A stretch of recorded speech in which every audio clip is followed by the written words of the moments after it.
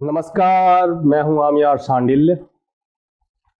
69 BPSC की notification जारी हो चुकी है 27 जून को और इसका एग्जाम डेट भी पहले से क्लियर था। अतुल प्रसाद हमारे बीपीएससी के अध्यक्ष महोदय ने पहले से कंफर्म कर दिया, बाद में कैलेंडर में भी आ गया। 30 सितंबर को आपका 69 बीपीएससी का एग्जाम है और जो बदलाव हुए हैं उनमें ये बदलाव है कि ये एक इंटीग्रेटेड 69 बीपीएससी का एग्जाम है। सीटों की संख्या अभी तक तो बहुत कम है, 235 सीटें आई हैं सारणी 1 में और सारणी 2 में 111 सीटें हैं, 111 सीटें हैं। और जो सारणी 2 में वो सीटें हैं उसके लिए स्पेशल क्वालिफिकेशन चाहिए, जैसे सीडीपीओ है, डीएसपी है टेक्निकल के लिए, या फिर आपके जो वित्त विभाग है उसके लिए स्पेशल सीट्स निकली हुई हैं। तो हमें जो कॉमन सा एक एग्जाम होने वाला है, कॉमन एग्जाम होने वाला है, वो 235 सीटों के लिए होने वाला है। और स्पेशल मेंस जो होगा, एक कंबाइंड प्रीलिम्स तो दोनों के लिए होगा, स्पेशल मेंस जो होगा वो सारणी 2 के लिए जो स्पेशल सीट्स निकली हैं 111, उनके लिए स्पेशल मेंस अलग अलग प्रोवाइड की जाएंगी।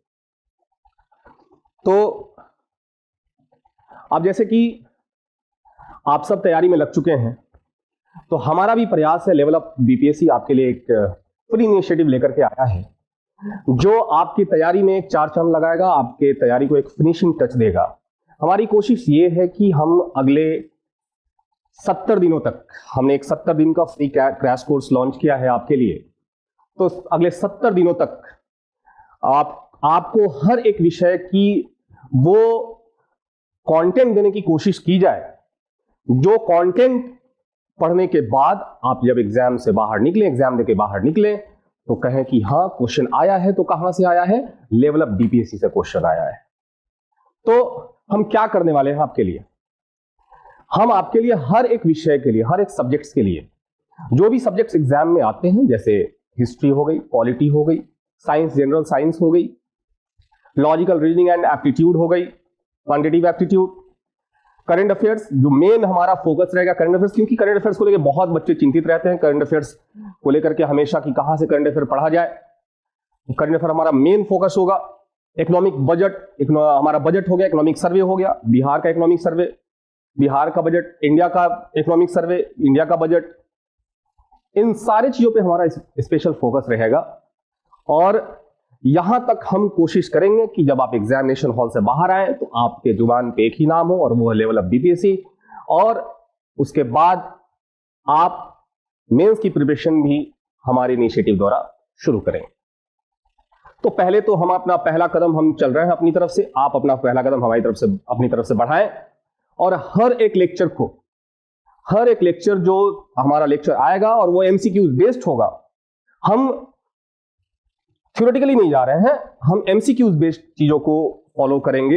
हम एमसीक्यू सॉल्व करके कॉन्सेप्ट को पढ़ेंगे, क्योंकि अब ये एग्जैक्ट टाइम है प्रीलिम्स की तैयारी के लिए। तो हम एमसीक्यूज के थ्रू हम कॉन्सेप्ट भी पढ़ेंगे और क्वेश्चंस कैसे हम बनाएं, क्वेश्चन पे कैसे अप्रोच करें, क्योंकि कई बार एग्जामिनेशन की जो प्रेशर होती है ना, वो अलग तरह की प्रेशर होती है। क्वेश्चन को समझे कैसे हम, जैसे यहाँ पे तो ई ऑप्शन भी है, ई ऑप्शन को कैसे हम डील करेंगे, तो उन सब चीजों को कैसे हम सॉल्व करें वो यहाँ पे हम आपको सिखाएंगे।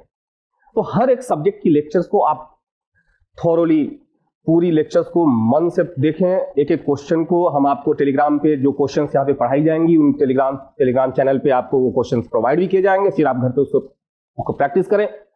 और इस तरह से हम एक एक सब्जेक्ट्स आपके लिए लेकर के आएंगे, एक एक सब्जेक्ट्स के लेक्चर आपके लिए आएंगे।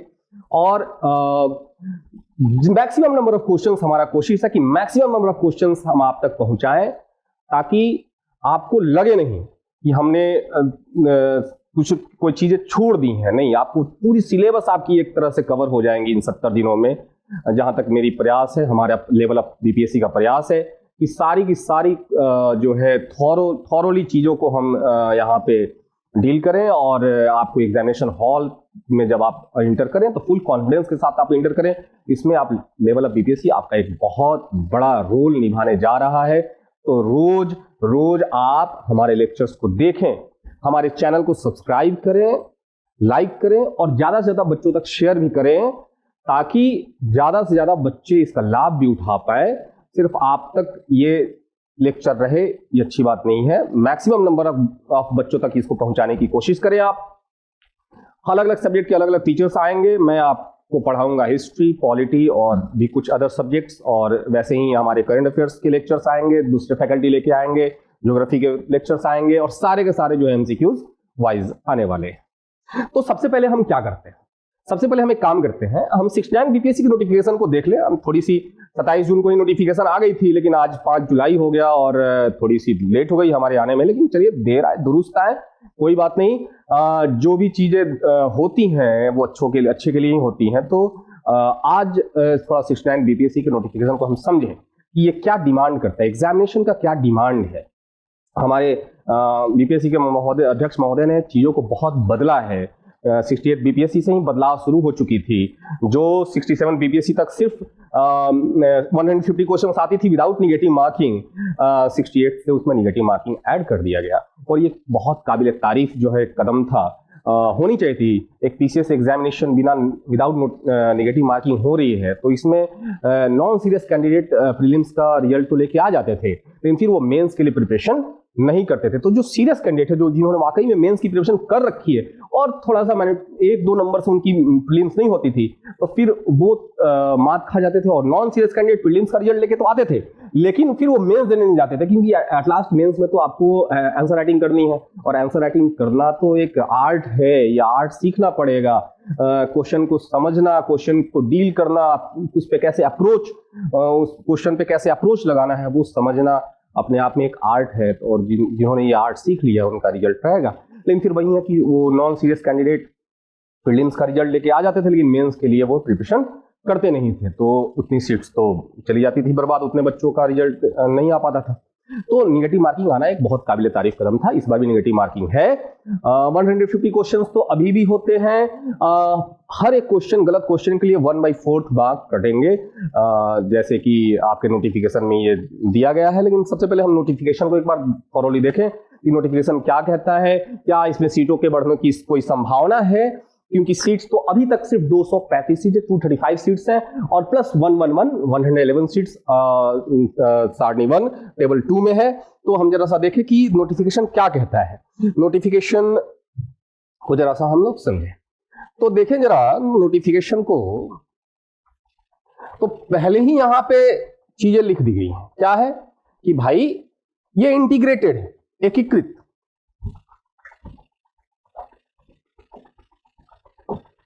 यहां पे आप देखेंगे ये इंटीग्रेटेड एग्जाम्स है, इंटीग्रेटेड एग्जाम है, एकीकृत एग्जाम। मतलब बहुत सारे, अब पहले क्या होता था, सीडीपीओ की एग्जाम्स अलग होती थी, फिर कोई स्पेशल एग्जाम हुआ तो उसका अलग एग्जाम हुआ, फिर जो है सिविल सर्विसेज की अपनी जो 68, 67, 66 पीछे जो एग्जाम हुई है उनकी अपनी अलग वैकेंसीज आती थी। अभी क्या किया गया है कि जो कॉमन नेचर के एग्जाम्स हैं, जो कॉमन नेचर के एग्जाम्स हैं उनको एक साथ इंटीग्रेट कर दिया गया कि अलग अलग प्रीलिम्स ना लिया जाए, एक ही प्रीलिम्स एग्जामिनेशन हो, और फिर उसके बाद जो मेंस एग्जाम हो उसमें according to the need mains examination जो है होंगी। तो ये एक तरह से इंटीग्रेटेड है। 69 बीपीएससी है और प्रारंभिक परीक्षा है। प्रारंभिक परीक्षा के लिए नोटिफिकेशन जारी की गई है। इसमें सीटें जो है सारणी 1 टेबल 1 में हम देखेंगे। टेबल 1 में क्या है, तो जरा सा अगर हम देखें, ध्यान दें, तो पहली तो हमारी प्रिपरेशन जो होती है वो टोटली, जैसे आप यूपीएससी की जब प्रिपरेशन करते हैं तो ख्वाहिश ये होती है सभी बच्चों की कि हम जो है आईएएस बनेंगे, आईपीएस बनेंगे, आईएफएस बनेंगे। उसके बाद जनरली ये तीन तो नाम पे जुबान पे होता है, आईएएस, आईपीएस, आईएफएस। उसके बाद बच्चों की जो एक तरह से जब आईएएस आईपीएस नहीं बन पाते और रैंक के आधार पे जब उनका सिलेक्शन होता है तो फिर वो आईआरएस में जाते हैं या दूसरे डिपार्टमेंट्स में वो जाते हैं, मन मार के जाना पड़ता है, और लेकिन लगे रहते हैं प्रिपरेशन में। उसी तरह से जब बीपीएससी की प्रिपरेशन जब बच्चे करते हैं तो उनकी ख्वाहिश होती है कि मुझे क्या बनना है, तो मुझे तो बनना है एसडीएम, मुझे क्या बनना है, मुझे बनना है एसडीएम, मुझे बनना है डीएसपी, डीवाईएसपी बनना है मुझे, इससे कम पे मुझे मंजूर नहीं है ना। तो ये तो फर्स्ट और सेकेंड जो है वो रैंक में आता है कि हम या तो एसडीएम बनेंगे नहीं तो डीवाईएसपी बनेंगे, है ना। लेवल 9 में ये सीटें हैं। इस बार एसडीएम की एक भी सीट ही नहीं है अभी तक। इस बार डीवाईएसपी की सीट ही नहीं, और डीवाईएसपी की एक सीट है भी तो वो टेक्निकल में है, मतलब उसके लिए स्पेशल क्वालिफिकेशन चाहिए। नॉर्मल बैकग्राउंड वाले, नॉर्मल डिग्री वाले उसको फिलअप नहीं कर सकते हैं। तो क्या है कि भाई एसडीएम की ख्वाहिश तो अभी तक लग रहा है इस बार पूरी नहीं होगी, लेकिन कोई बात नहीं, वेट करें, क्योंकि प्रीलिम्स की एग्जामिनेशन जब तक हो नहीं जाती, अभी लगभग 14 डिपार्टमेंट्स की जो है रिक्तियां, वैकेंसीज अभी नहीं आई हैं, और प्रीलिम्स एग्जाम होने तक ये अपनी अलग अलग डिपार्टमेंट्स अपनी अपनी वैकेंसीज की लिस्ट भेजेंगी बीपीएससी को, और उसके अकॉर्डिंग जो है इसमें ऐड होती जाएंगी सीटें। तो अभी 14 डिपार्टमेंट्स की जो वैकेंसीज आनी बाकी है, तो वेट एंड वॉच कि क्या हो रहा है, सीटें बढ़ेंगी, और तो हो सकता है कि एसडीएम की सीटें भी बढ़ जाए और डीवाईएसपी की सीटें ऐड हो जाए। खैर कोई बात नहीं। तो एक तो दिख रहा है लेवल 9 में जिला समादेष्टा क्या होता है, होमगार्ड की जो डीएसपी होते हैं उनको जिला समादेष्टा कहा जाता है गृह विभाग में। और फिर सेल्स टैक्स कमिश्नर का आया है। तो देखिए जरा सीटें कितनी हैं भाई साहब। जिला समादेष्टा की जो सीट है, वैकेंसी सिर्फ एक है, वो भी अनारक्षित में है, बाकियों के लिए कुछ नहीं है। ये अनरिजर्व्ड में है, मतलब जनरल में है, ये आ रहा है, रिजर्व में नहीं है, ना ओबीसी के लिए, ना एससी एसटी के लिए, ना महिलाओं के लिए, ना, क्योंकि आपको पता ही है कि 35% रिजर्वेशन मिलता है बिहार की वैकेंसीज में गर्ल्स को। तो यहाँ पे गर्ल्स के लिए एक भी सीट नहीं है, अनरिजर्व्ड में है, एक सीट है जिला समादेष्टा की।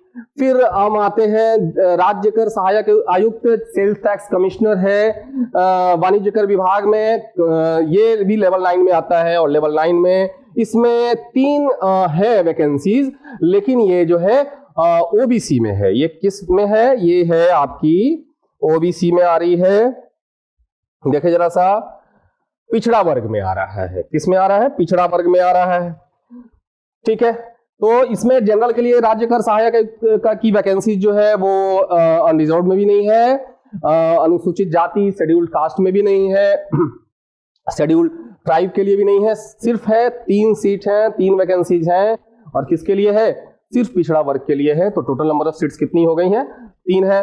अवर निर्वाचन पदाधिकारी जो इलेक्शन कमीशन है, जो स्टेट इलेक्शन कमीशन का काम क्या होता है, स्टेट इलेक्शन कमीशन जो है स्टेट्स की जो लोकल इलेक्शंस हैं, जैसे पंचायत की, म्युनिसिपैलिटीज की, इनकी इलेक्शंस कराती हैं वो तो निर्वाचन विभाग, इलेक्शन कमीशन, ये भी लेवल 9 में है, और ये अत्यंत पिछड़ा वर्ग में है। यहाँ पे अनारक्षित अनरिजर्व्ड में एक सीट है, यहाँ भी महिलाओं के लिए कोई सीट नहीं मिल रही है आपको, और अनुसूचित जाति के लिए एक भी सीट नहीं है, अनुसूचित जनजाति में भी एक भी सीट नहीं है, अत्यंत पिछड़ा वर्ग ईबीसी में। तो ये 2 सीटें, यहाँ पे 2 वैकेंसीज हैं इनके लिए, टोटल नंबर ऑफ वैकेंसीज। और फिर पिछड़ा वर्ग ओबीसी के लिए 1 वैकेंसी आ रही है, टोटल सीट्स टोटल इसमें 4 ही हैं। देखिए कहीं प्रीलिम्स तक कहीं कुछ और ऐड होने की संभावना हो।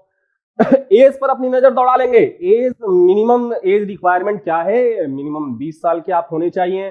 फिर राज्य कर सहायक आयुक्त जो सेल्स टैक्स कमिश्नर है, उनका जो है एज कम से कम 22 years, minimum age criteria 22 years है। फिर अवर निर्वाचन पदाधिकारी जो है उनकी मिनिमम एज रिक्वायरमेंट है 22 ईयर्स। फिर ईंख पदाधिकारी, गन्ना उद्योग विभाग में हम जानते हैं बिहार जो है गन्ना में बहुत अग्रसर है, बहुत आगे है, तो हमारे लिए इनकी वैकेंसीज हैं। एक पदाधिकारी लेवल 9 में ही आता है, ये आपकी लेवल 9 में ही है वैकेंसी, सिर्फ 1 सीट है, और ये 1 वैकेंसी सिर्फ गर्ल्स के लिए है। ये this is reserve for girls, तो गर्ल्स बन सकती हैं एक पदाधिकारी। और उसके अलावा एक सीट आपकी अनरिजर्व्ड में हो गई, और एक सीट क्या किसके लिए हो गई, महिलाओं के लिए हो गई। तो टोटल कितनी सीट्स हो गई, 2। अच्छा, एक अनुसूचित जाति की सीट है, एक अनुसूचित जाति की भी सीट है, शेड्यूल्ड कास्ट की भी सीट है। तो टोटल 1 + 1 2, और ये 1 सीट जो अनरिजर्व्ड में है वो गर्ल्स के लिए है, अनरिजर्व्ड सिर्फ गर्ल्स के लिए, अनरिजर्व्ड में बॉयज के लिए कोई सीट नहीं है एक पदाधिकारी के लिए। अब आते हैं बिहार शिक्षा सेवा, कमाल की डिपार्टमेंट है। इसमें डिस्ट्रिक्ट एजुकेशन ऑफिसर बनते हैं लोग, जो हर डिस्ट्रिक्ट में एक शिक्षा पदाधिकारी होता है, एक एजुकेशन ऑफिसर होता है, जो पूरे डिस्ट्रिक्ट के एजुकेशन का कंट्रोल, एक कार्यभार संभालता है। तो ये बिहार शिक्षा सेवा, ये भी लेवल 9 में आता है, क्योंकि ये एक ऑफिसर ग्रेड का जॉब है, पोस्ट है। इसमें भी आप जब देखेंगे तो सिर्फ एक वैकेंसी है और एक ही वैकेंसी, और ये भी गर्ल्स के लिए है, ये भी गर्ल्स के लिए है। मतलब यहां भी बॉयज के लिए कोई अपॉर्चुनिटी नहीं है। तो फिर यहां पे आप क्या देख रहे हैं भाई कि एक ही वैकेंसी है अनरिजर्व्ड में एक ही वैकेंसी है, और क्या वो भी गर्ल्स के लिए है।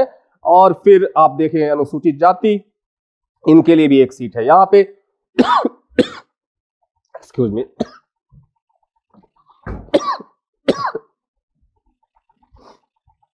तो टोटल नंबर ऑफ सीट्स कितनी हो गई? एक अनरिजर्व्ड में हो गई, एक किसके लिए हो गई? अनुसूचित जाति के लिए हो गई। टोटल सीट्स 2 हो गई। अनरिजर्व्ड में भी जो सीटें हैं वो सिर्फ गर्ल्स के लिए याद रखेंगे। तो ईंक पदाधिकारी और बिहार शिक्षा सेवा की जो सीट है वो सिर्फ गर्ल्स के लिए है अनरिजर्व्ड में, और अनुसूचित जाति के लिए एक सीट है। फिर आइए अधीक्षक मद्य निषेध। हमारे नीतीश कुमार जी ने, हमारे बिहार के मुख्यमंत्री चीफ मिनिस्टर ने शराब पे कितना कंट्रोल कर लिया है आप सब जानते हैं। होम डिलीवरी सिस्टम है पूरे बिहार में। तो इस होम डिलीवरी सिस्टम को रोकने के लिए, एक तरह से एक होम डिलीवरी सिस्टम को रोकने के लिए क्या ही रुकेगा, सारी मिली भगत है सिस्टम की। ये तो खुलेआम है पूरे बिहार में।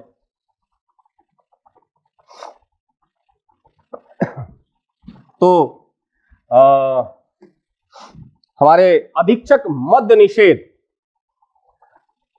बहुत कमाल की वैकेंसी है, इसमें बहुत शानदार डिपार्टमेंट है ये लेवल 9 में भी। और अनरिजर्व्ड के लिए 1 सीट, और फिर शेड्यूल्ड कास्ट के लिए SC के लिए 1 सीट।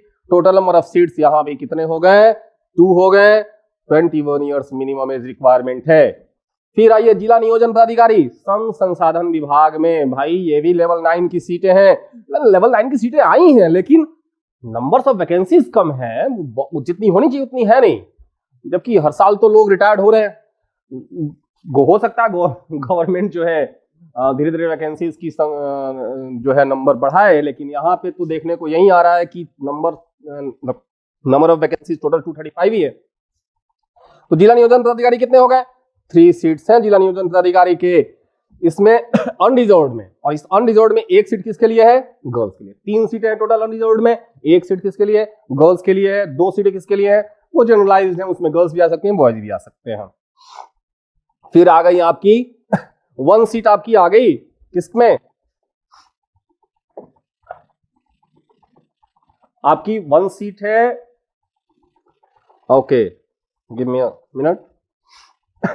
ओके, तो यहां पे 3 सीट थी आपकी किसमें? अनरिजर्व्ड में, एक महिलाओं के लिए, एक गर्ल्स के लिए। फिर आपकी एक सीट आ जाएगी शेड्यूल्ड कास्ट के लिए। एक मिनट रुकिए जरा सा, इसको जरा और नीचे कर लूं मैं। ओके, तो ये 3 सीटें आ गई। हम फिर से देख ले जरा सा।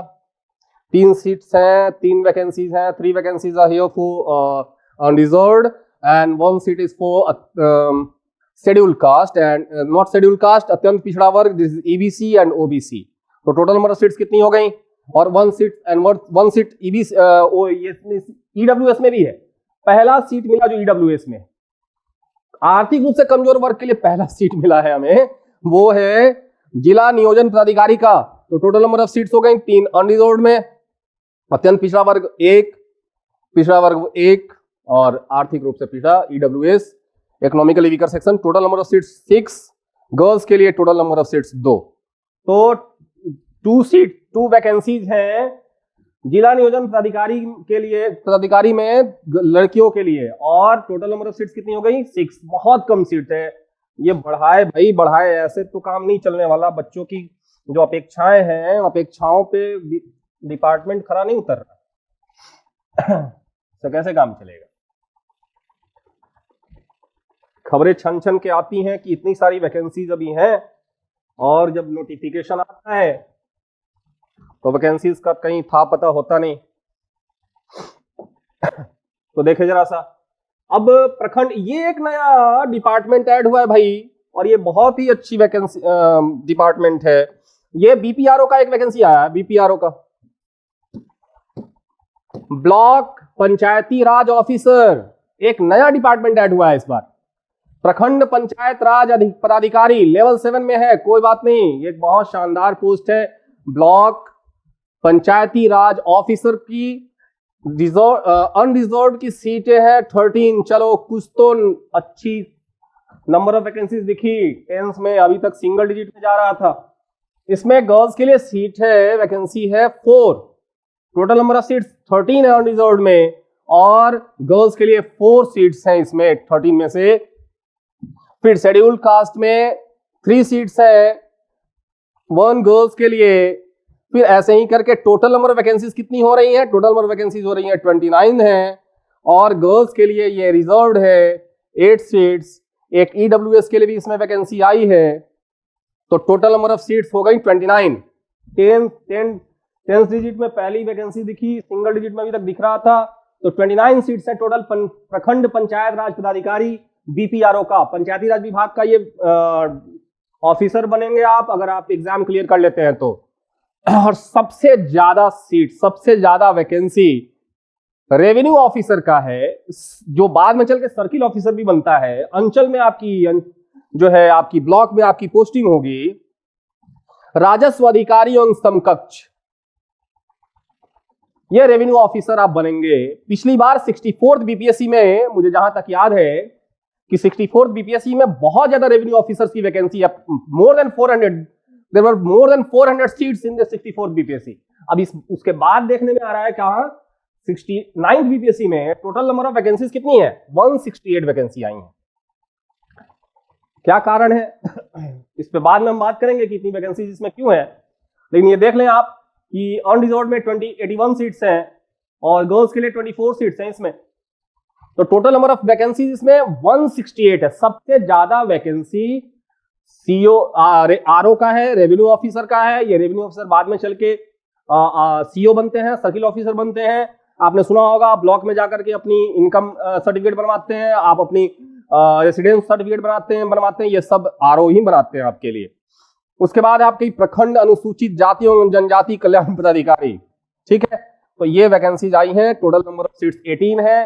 अनरिजर्व्ड के लिए 6 है, गर्ल्स के लिए 1 है, फिर शेड्यूल कास्ट के लिए 5 है, गर्ल्स के लिए 1 है, तो टोटल नंबर ऑफ 18। तो देखा जाए तो अगर आप डिसेंडिंग ऑर्डर में देखेंगे तो नंबर ऑफ वैकेंसी सबसे ज्यादा राजस्व अधिकारी का है, रेवेन्यू ऑफिसर का है।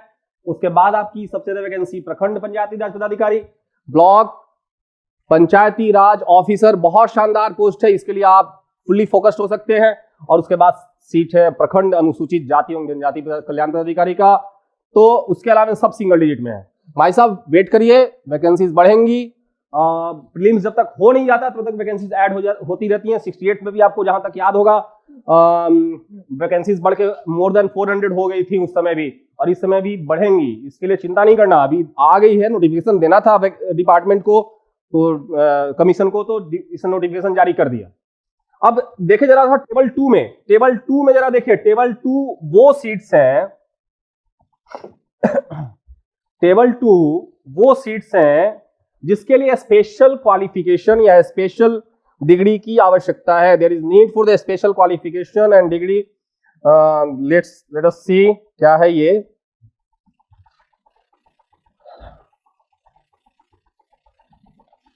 सो हियर द वैकेंसीज आर बाल विकास परियोजना पदाधिकारी, सीडीपीओ। सीडीपीओ की वैकेंसी है ये। चाइल्ड डेवलपमेंट प्रोग्राम ऑफिसर है, परियोजना बाल विकास। ये ब्लॉक में जितनी भी आंगनबाड़ी चलती हैं, जहां पे अंडर 6 इयर्स के जो बच्चे होते हैं उनको न्यूट्रिशनल फूड प्रोवाइड किया जाता है, एक इनफॉर्मल एजुकेशन भी प्रोवाइड किया जाता है। इसके अलावा जितनी भी उस पंचायत की या उस खास तौर पे हर वार्ड की एक आंगनबाड़ी सेविका होती है, और उस आंगनबाड़ी सेविका के जिम्मे उस वार्ड की जो भी वैक्सीनेशन होता है, वैक्सीनेशन का प्रोग्राम उन्हीं के अंदर में होता है। और जो अंडर 6 इयर्स के जो एज के जो बच्चे हैं उनको न्यूट्रिशनल फूड सप्लाई करना, जो एडोलेसेंट जो किशोरी लड़कियां हैं, जो 16 साल तक की लड़कियां हैं, उनको न्यूट्रिशनल फूड सप्लाई करना, ये सारी चीजें ये आंगनबाड़ी करती हैं। और इसकी जो ब्लॉक लेवल पे ऑफिसर्स होते हैं वो कहलाते हैं बाल विकास परियोजना पदाधिकारी। एक ब्लॉक के अंदर जितनी भी आंगनबाड़ी सेंटर्स होती हैं, उनका सुपरविजन एक तरीके से इन्हीं के अंडर में होता है कि प्रोग्राम्स बहुत अच्छे से रन कर रही हैं कि नहीं कर रही हैं।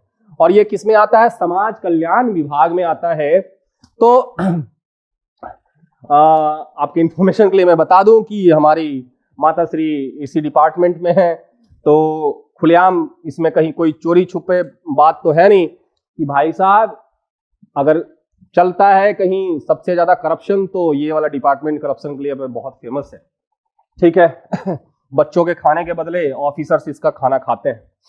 तो बाल विकास परियोजना पदाधिकारी लेवल 9 में है, और लेवल 9 में इसकी प्रीलिम्स वही होगी जो बाकी पोस्ट के लिए होगी।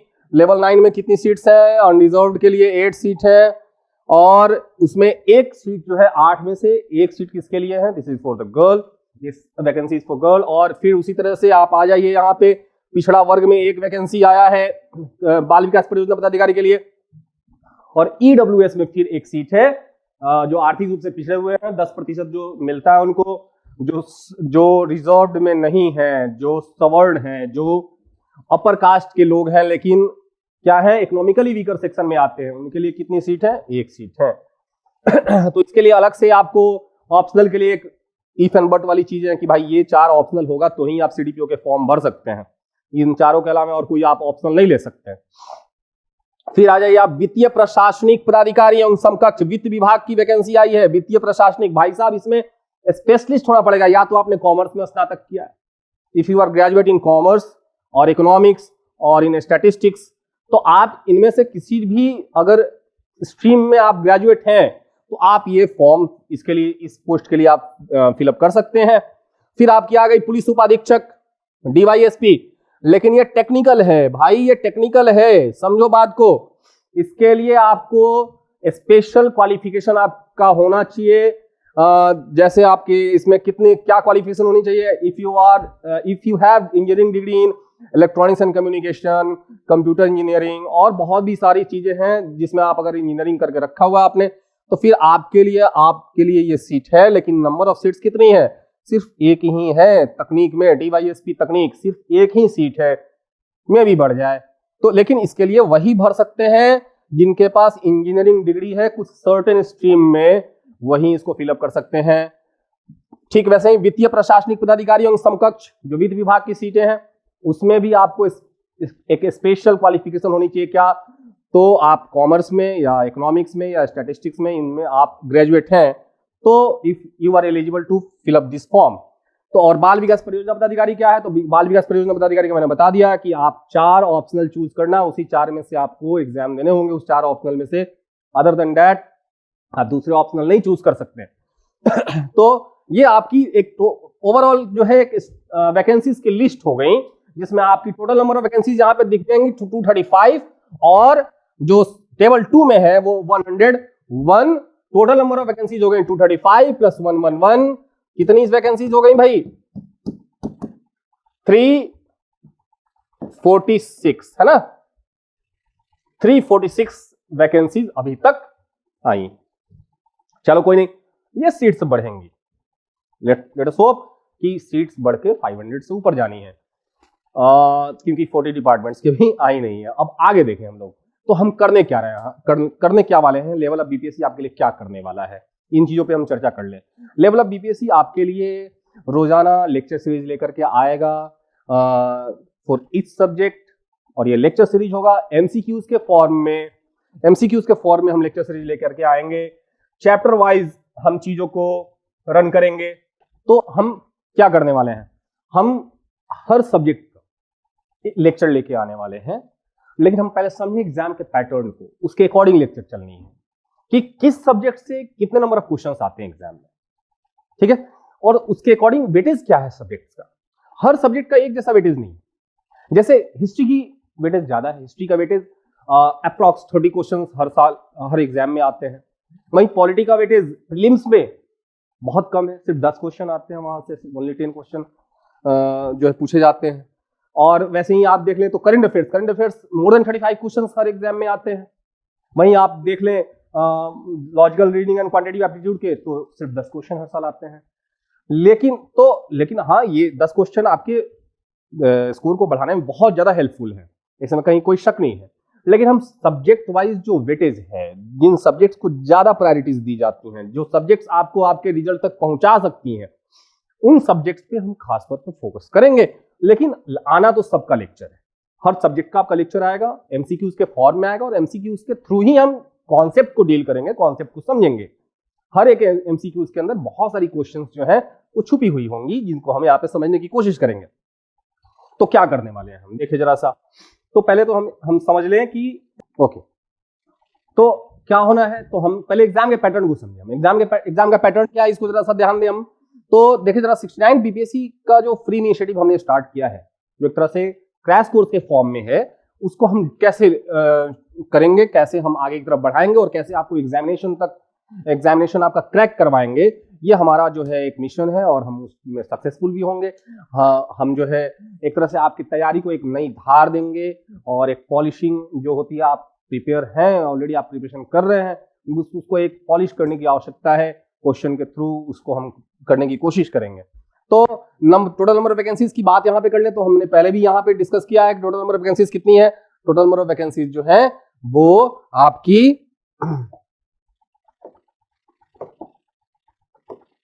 टोटल नंबर ऑफ वैकेंसीज कितनी है, total number of vacancies 235 plus 111 है, ठीक है। और नंबर ऑफ क्वेश्चंस कितने पूछे जाते हैं, नंबर ऑफ क्वेश्चंस पूछे जाते हैं 150। ये सबको पता है 150 क्वेश्चंस आते हैं बीपीएससी में। टाइम कितनी होती है आपके पास, 120 मिनट्स होती हैं। कितने मिनट्स में आपको एग्जाम दे देने होते हैं, 120 मिनट्स में आपको एग्जाम देने होते हैं। निगेटिव मार्किंग पहले नहीं था, 68 में निगेटिव मार्किंग लॉन्च की गई है, इसको इंट्रोड्यूस किया गया है। निगेटिव मार्किंग 1/4 है। हर क्वेश्चन पे आपके 0.25 मार्क्स पनिश किए जाएंगे। जितनी क्वेश्चंस आपकी गलत होंगी उसके अकॉर्डिंग हर क्वेश्चन पे आपका, हर गलत क्वेश्चन पे कितने मार्क्स पनिश किए जाएंगे, 0.25, 1/4। मतलब एक क्वेश्चन आप अगर गलत कर रहे हैं तो आपका वो नंबर तो गया ही, प्लस 0.25 और जाएगा, मतलब 1.25 हर क्वेश्चन पे आपका लेस होता जाएगा। तो इससे आपको सावधान रहना है। इस बार पहले आप 67 की कट ऑफ तक आप अगर ध्यान देंगे तो पता चलेगा कि बहुत ज्यादा हाई कट ऑफ जाने लगा था, लेकिन 68 में अचानक से जो है कट ऑफ बहुत नीचे गया और जनरल की कट ऑफ 91 पे सिमट गई। तो ये किसका कमाल था, निगेटिव मार्किंग का कमाल था। तो निगेटिव मार्किंग बहुत कमाल की चीज है, क्योंकि इसमें जो प्रिपरेशन कर रहे हैं सीरियस कैंडिडेट वही आपका एग्जाम देंगे, ठीक है। तो अब यहाँ पे ध्यान दें क्या क्या पूछे जाएंगे, कौन कौन से सब्जेक्ट पूछे जाते हैं। तो हिस्ट्री पूछी जाती है। कौन सी सब्जेक्ट पूछी जाती है, हिस्ट्री।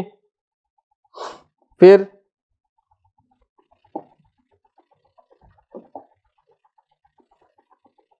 हिस्ट्री है, हिस्ट्री से कितने क्वेश्चन पूछे जाते हैं, हिस्ट्री से total number of questions approx हर साल, अगर आपने ऑब्जर्व किया है, क्वेश्चन के पैटर्न को समझा है, तो टोटल नंबर ऑफ क्वेश्चंस कितने पूछे जाते हैं, 30 क्वेश्चंस हर एग्जाम में पूछे जाते हैं।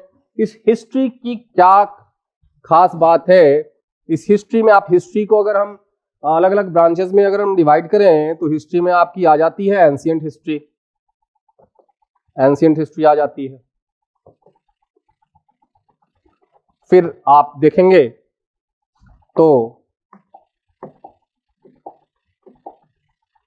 फिर इसके अंदर आ जाती है आपकी मिडाइवल हिस्ट्री, मिडाइवल पढ़ना आपको, मध्यकालीन हिस्ट्री। फिर आपकी मॉडर्न हिस्ट्री आपको फोकस करना। और फिर इसमें एक और हिस्ट्री हमें पढ़ना है, वो है स्टेट बेस्ड हिस्ट्री, वो है बिहार की हिस्ट्री। तो हिस्ट्री ऑफ बिहार या बिहार हिस्ट्री।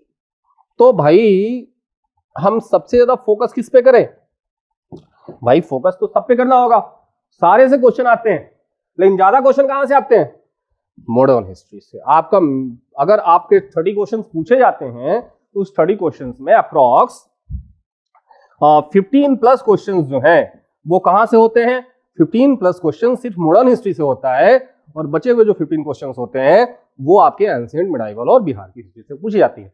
इनफैक्ट बिहार की हिस्ट्री जो पूछी जाती है उसमें भी मॉडर्न बिहार की जो रोल है वो बहुत ज्यादा दिखती है आपकी क्वेश्चंस में। तो हिस्ट्री में हम मॉडर्न पे फोकस करेंगे, चाहे वो मॉडर्न इंडिया की हिस्ट्री हो या फिर मॉडर्न बिहार की हिस्ट्री हो, तो दोनों पे हम खास तौर पे जोर देने वाले हैं। इसके अलावा एंशिएंट और मिडाइवल भी हम पढ़ेंगे, बहुत डिटेल में पढ़ेंगे, क्वेश्चन के थ्रू ही पढ़ेंगे, ताकि आपकी एक भी क्वेश्चन वहां पे छूटे ना। तो हिस्ट्री से कितना नंबर ऑफ क्वेश्चन पूछे जाते हैं, और खासतौर पे मॉडर्न हिस्ट्री में भी एक और सेक्शन है, वो है गांधीयन एरा। गांधी एरा, जब गांधी वापस लौट के आते हैं साउथ अफ्रीका से और इंडिया में जो उनकी पॉलिटिक्स स्टार्ट होती है, जो सत्याग्रह उन्होंने सबसे पहले चंपारण से शुरू किया और फिर 1947 तक जाकर के हमारी इंडिया को इंडिपेंडेंस दिलाई। तो ये जो दौर रहा 1917 से 1947 तक, ये गांधीयन एरा का जो दौर है, गांधीयन एरा जो रहा है, उससे क्वेश्चंस बहुत ज्यादा पूछी जाती हैं। तो गांधीयन एरा पे भी हमें फोकस करना होगा बहुत ज्यादा। फिर हिस्ट्री के क्वेश्चंस 30 हो गई अगर, तो फिर हम जनरल साइंस में आ गए। जनरल साइंस के लिए भाई कोई रॉकेट साइंस नहीं पढ़ना है, इसमें रॉकेट साइंस पढ़ना है मेंस के लिए साइंस एंड टेक में थोड़ा बहुत रॉकेट की टेक्नोलॉजी और सैटेलाइट की टेक्नोलॉजी पढ़नी होती है, लेकिन यहाँ हमारे प्रीलिम्स के लिए जो जनरल साइंस है वो 9th और 10th के लेवल में ही पूछी जानी है। जैसे वर्क एनर्जी पावर के कॉन्सेप्ट, फोर्स के कॉन्सेप्ट, फ्रिक्शन के कॉन्सेप्ट, फिजिक्स में उसी तरह से आप केमिस्ट्री में चले आएंगे तो केमिकल रिएक्शन से क्वेश्चन, मेटल नॉन मेटल से क्वेश्चन, कार्बन एंड कंपाउंड से क्वेश्चन, तो बहुत कॉन्सेप्चुअल। पिछली बार तो ऐसा लग रहा था 68 में कि एनसीईआरटी की चीजें हूबहू उठा करके रख दी गई हैं। इसका मतलब ये है कि NCERT is more than enough. अगर जनरल साइंस के 30 क्वेश्चन आपको अगर बनाने हैं तो आपको एनसीईआरटी थॉरोली जाना होगा, और हम यहाँ पे जो क्वेश्चन सॉल्व करेंगे वो एनसीईआरटी बेस्ड ही क्वेश्चन होगा। तो जनरल साइंस कितने होगा? जनरल साइंस भी नंबर ऑफ क्वेश्चंस एग्जैक्ट एक क्वेश्चन इधर उधर नहीं होना भाई, 30 क्वेश्चंस जनरल साइंस से क्वेश्चन पूछे जाने हैं। तो हिस्ट्री के 30 क्वेश्चंस हो गए, जनरल साइंस के 30 क्वेश्चंस हो गए। करंट अफेयर्स, भाई करंट अफेयर्स यही सबसे बड़ा प्रॉब्लम है बच्चों के लिए। करंट अफेयर्स कहां से पढ़ा जाए, कहां से क्वेश्चन आता है करंट अफेयर्स का? क्योंकि पिछले बार भी करंट अफेयर्स में बच्चे बहुत परेशान रहे हैं। हमारी कोशिश ये है कि हम जो करंट अफेयर प्रोवाइड करेंगे वही क्वेश्चंस एग्जाम में, पैटर्न को समझना बहुत जरूरी है कि क्वेश्चन आ कहां से रहा है। क्वेश्चन पूछने का पैटर्न अगर आप समझ लेते हैं तो एग्जाम निकालना बहुत आसान है। देखो जी, बहुत ज्यादा टैलेंटेड और बहुत ज्यादा हाईली क्वालिफाइड लोग एग्जाम निकाले जरूर नहीं है। जिन लोगों ने एग्जाम के पैटर्न को समझा, एग्जाम को निकालना अपने आप में एक आर्ट है, तो जिन्होंने इस एग्जाम के आर्ट को समझ लिया उनका एग्जाम निकलेगा। तो करंट अफेयर्स का पैटर्न क्या है, कहां से क्वेश्चन आता है ना। और इस करंट अफेयर में आपको इंटरनेशनल करंट अफेयर्स, आपके नेशनल करंट अफेयर्स और खासतौर पे बिहार के करंट अफेयर्स, क्योंकि बिहार की पॉलिसीज, बिहार के प्रोग्राम्स, हमारे गवर्नमेंट द्वारा लाए गए प्रोग्राम्स, तो ये इन पे खासतौर पे नजर रखनी होगी। तो बिहार के करंट अफेयर्स पे क्वेश्चन पूछा जाना एकदम बनता है, क्योंकि बिहार का एग्जाम है। कितने क्वेश्चन पूछे जाते हैं भाई साहब? 35 क्वेश्चन। पिछली बार 35 क्वेश्चन रही है 68 में। तो करंट अफेयर बहुत बड़ा रोल प्ले करने वाला है आपके रिजल्ट में। करंट अफेयर्स पे फुल्ली फोकस्ड हो जाए आप, और हमारे प्रयास ये होगी कि जब आप एग्जाम में जाएं तो करंट अफेयर्स हमारे ही बुकलेट से, हमारे ही लेक्चर सीरीज से हो। फिर ज्योग्राफी लगभग 15 क्वेश्चंस पूछी जाती हैं। इसमें इस ज्योग्राफी में आपकी बिहार की ज्योग्राफी भी इंक्लूडेड है, इंडियन ज्योग्राफी और वर्ल्ड ज्योग्राफी, है ना। तो ये तीनों ही सेक्शन ज्योग्राफी में आपके 3 सेक्शंस पढ़ने हैं। एक तो आपकी हो गई बिहार की ज्योग्राफी, क्वेश्चन आने ही आने हैं बिहार की ज्योग्राफी, 4 और 5 क्वेश्चन यहां से आते हैं आपके बिहार ज्योग्राफी में। फिर आपके इंडियन ज्योग्राफी से क्वेश्चन आने ही आने हैं। कॉन्सेप्ट बेस्ड क्वेश्चन कम आ रहा है अभी, और मे भी इस बार थोड़ी सी पैटर्न बदलती हुई दिख रही है, तो ज्योग्राफी में भी कॉन्सेप्चुअल क्वेश्चन पूछा जाए। इन पिछली बार तक तो यही हुआ है कि फैक्चुअल जो डेटा बेस्ड क्वेश्चन होती हैं वही क्वेश्चन पूछी गई थी ज्योग्राफी में। तो लेकिन हम बदलते हुए पैटर्न के लिए भी हम प्रिपेयर्ड रहेंगे। इंडियन ज्योग्राफी, और फिर नेक्स्ट है आपकी वर्ल्ड ज्योग्राफी। इससे क्वेश्चन कम आती है, इस पे बहुत ज्यादा फोकस करने की जरूरत नहीं है आपको प्रीलिम्स के लिए, है ना। तो वर्ल्ड ज्योग्राफी के क्वेश्चंस आपके आते हैं ज्योग्राफी के अंदर। तो सबसे ज्यादा फोकस आपको बिहार ज्योग्राफी और इंडियन ज्योग्राफी पे करनी होगी। ये अगर 15 क्वेश्चन आपको टच करने या बनाने हैं, अगर इसको सही करना है तो। पॉलिटी, भाई साहब बिहार की जो एग्जामिनेशन है, बीपीएससी की जो एग्जाम है, अदर देन बीपीएससी जो भी एग्जाम्स पूछी जाती हैं, चाहे वो एसआई की हो, चाहे जो भी एग्जाम्स होती हैं, पॉलिटी का रोल बहुत ज्यादा नहीं दिखता बिहार के एग्जाम्स में। मेंस में है, प्रीलिम्स में नहीं है। पॉलिटी सिर्फ 10 क्वेश्चन, नंबर ऑफ क्वेश्चंस 10 है, लेकिन इसका पैटर्न अब बदल रहा है। पहले 1 लाइनर क्वेश्चंस होती थी, अभी क्वेश्चंस स्टेटमेंट वाइज क्वेश्चन पूछी जा रही हैं। बताएं इनमें से कौन सा गलत है, कौन सा सही है, which one of the above statement is correct, which one of the above statement is incorrect। फिर मैच द फॉलोइंग में कि मैच करें और कौन सा मैच गलत है। तो थोड़ा सा पैटर्न, पहले क्या था, 1 लाइनर क्वेश्चन पूछे जाते थे। जैसे कि पूछा गया एक बार कि who is the current chief justice of India.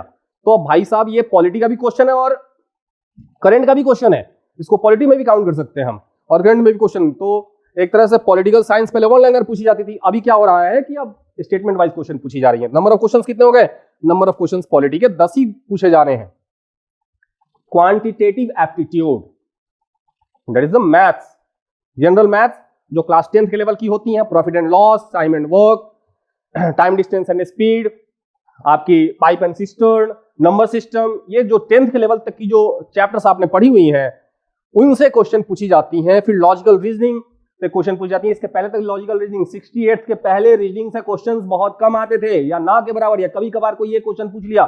68 में इस बार लॉजिकल रीजनिंग के क्वेश्चंस दे दिए गए थे, इसीलिए मैंने लिखा है quantitative aptitude plus logical reasoning. तो ये नंबर ऑफ क्वेश्चंस कितने हो गए? इसके भी नंबर ऑफ क्वेश्चंस 10 हो गए। और इकोनॉमिक्स, भाई इकोनॉमिक्स में क्या पूछे जाने हैं? इकोनॉमिक्स में आपको आफ्टर इंडिपेंडेंस जो इकोनॉमिक प्लानिंग हुई है इंडिया की, हमारी बिहार की जो इकोनॉमिक प्लानिंग रही है, जो 5th ईयर प्लान रहा है, उसके अलावा हमारे बजट से क्वेश्चन रहता है, इंडियन बजट से क्वेश्चन रहता है, बिहार के बजट से क्वेश्चन रहता है। तो जनरली इकोनॉमिक्स कॉन्सेप्ट बेस्ड तो बहुत कम, फैक्चुअल डेटा बेस्ड ज्यादा क्वेश्चन पूछी जाती है यहाँ पे। तो ये कितने नंबर ऑफ क्वेश्चन कितने हो गए? नंबर ऑफ क्वेश्चंस 10 हो गए। और मिसलेनियस, मिसलेनियस इसलिए कह रहा हूं मैं क्योंकि ये समझ में नहीं आता कौन से सब्जेक्ट्स में रखा जाए, करंट में रखा जाए, पॉलिटी में रखा जाए, ज्योग्राफी में रखा जाए, कौन से सब्जेक्ट में रखा जाए ये क्लियर नहीं होता। मिसलेनियस में आपके लगभग 10 क्वेश्चन होते हैं, नंबर ऑफ क्वेश्चंस 150। आप देख क्या रहे हैं? आप क्या देख रहे हैं यहाँ पे?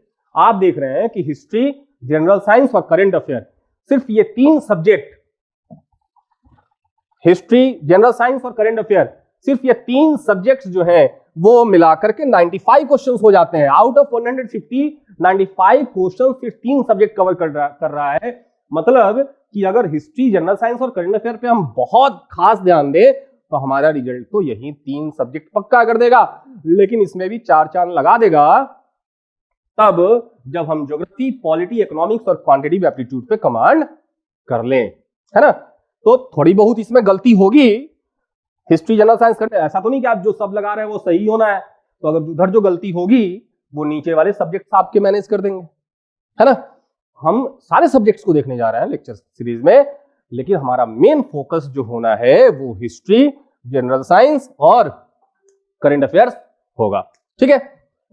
तो मैं आपकी हिस्ट्री के लेक्चर लूंगा प्लस पॉलिटी की लेक्चर भी लूंगा। फिर देखते हैं और कौन सी लेक्चर आने वाली है, मैं लेने वाला हूं। तो अब देखें जरा सा हिस्ट्री में हम क्या क्या पढ़ने वाले हैं। मैंने पहले भी बोला था इस चीज को कि जो भी लेक्चर्स होंगी वो जो सिलेबस में दी गई हैं, जैसे अगर फ्रीडम स्ट्रगल है, फ्रीडम स्ट्रगल में कौन कौन सी चैप्टर्स आप पढ़ते हैं, जैसे बहुत बच्चे घट्टा चक्र पढ़ते हैं, बहुत बच्चे आजकल राजीव आहिर स्पेक्ट्रम की बुक पढ़ रहे हैं, बहुत बच्चे एनसीईआरटी बेस्ड, टोटली एनसीईआरटी पे डिपेंडेंट होते हैं और एनसीईआरटी इज द फाउंडेशन। तो अगर आप जब पढ़ते हैं तो चैप्टर वाइज पढ़ते हैं, कोई ना कोई चैप्टर आता है। तो अगर हम एक स्टैंडर्ड मान लें कि स्पेक्ट्रम की बुक हमारे लिए स्टैंडर्ड बुक है मॉडर्न हिस्ट्री की, तो कहाँ से शुरू होती है? सोर्सेस ऑफ हिस्ट्री से, और फिर हमारी एडवेंट ऑफ यूरोपियंस और एक्सपेंशन ऑफ ब्रिटिश जो है ब्रिटिश एम्पायर इन इंडिया, और ऐसे करके एक एक चैप्टर वाइज हम आगे बढ़ते हैं। तो ठीक ऐसे ही हम पैटर्न फॉलो करने जा रहे हैं हर सब्जेक्ट में, कि हम सब्जेक्ट वाइज क्वेश्चन को हम सॉल्व कराएंगे यहाँ पे। जैसे मॉडर्न हिस्ट्री की अगर हम बात करें तो जरा 1 मिनट देंगे आप मुझे।